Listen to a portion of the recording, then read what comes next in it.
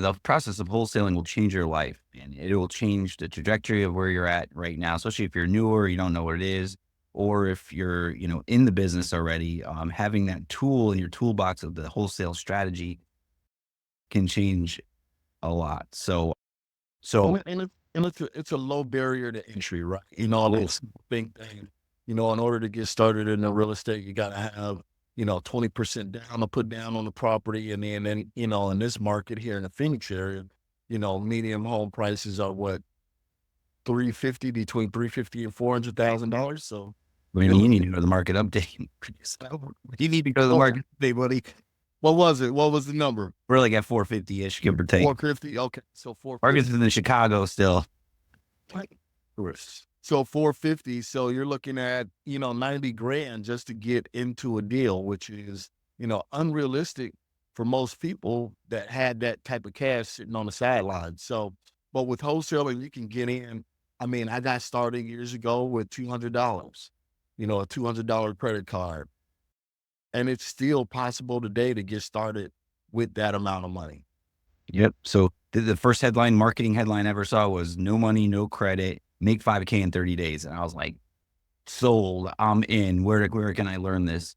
And you're going down the route where I wanted to go next is like going over the differences. Like you have real estate investing. There's sub two, there's seller carryback, there's wholesaling, there's wraps, there's lease options, there's options. There's so much to real estate. So let's just kind of show the differences for those that are newer to wholesaling, the difference between wholesaling and traditional real estate. So when it comes to money, right? You kind of went over that, the 20% down traditionally on investment property versus wholesaling, zero, Yeah. right? Maybe your efforts in some marketing money.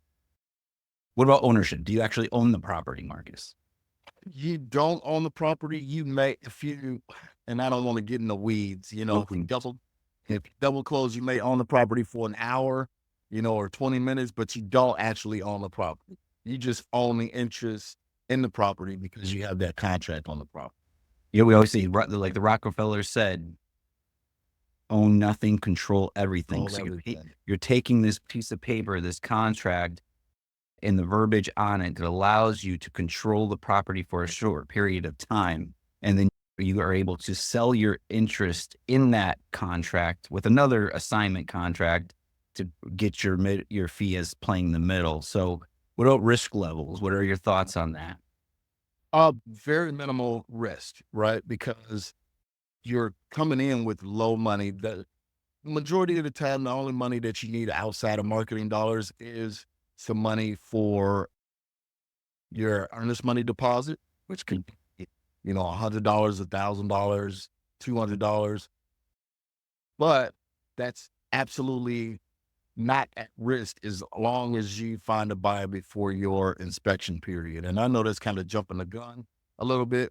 Yes. Versus traditional, where it's like you are taking the 20% out of your bank account, you are renovating the property, you're hiring contractors, you're building out your team, you're putting time, effort into this project, which is great. However, just to show you the difference between wholesaling and traditional, there's higher risk if you actually purchase the property in order to profit. Um, for profit, what are your thoughts on profit? So like, how do you get paid? Like, how do you get paid in wholesaling? So you get paid basically from your end buyer. So your end buyer, let's use that same example. You got the property for $100,000. You got it under contract for $60,000. The property is worth 100. You got it under contract for $60,000. You agree. I agree with Mike. Mike is going to be my investor. He's going to pay $70,000 for the property. Once everything goes to the title company, that $70,000, 60 of it will go to the homeowner, your original seller, and then $10,000 will come to me as the wholesaler as far as putting a deal together. So again, limited risk, and that's basically how you get paid. No